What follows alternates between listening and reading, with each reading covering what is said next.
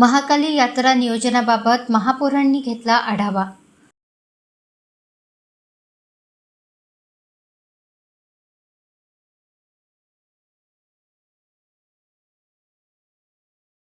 चंद्रपूर जिल्ह्याची आराध्य दैवत म्हणून ओळख असलेल्या माता महाकाली यात्रेला 19 मार्चपासून सुरुवात होणार आहे।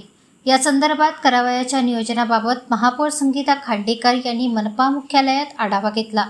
त्याआधी त्यांनी प्रत्यक्ष यात्रा परिसरात जाऊन पाहणी केली।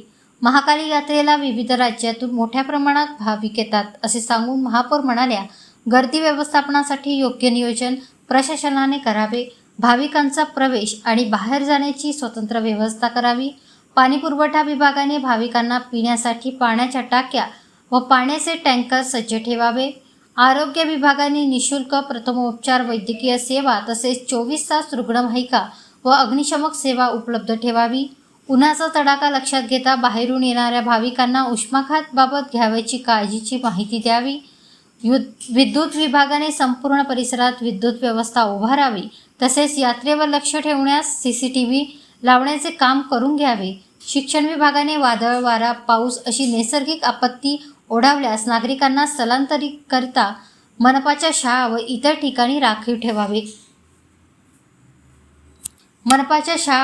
ठिकाणी राखीव ठेवावे।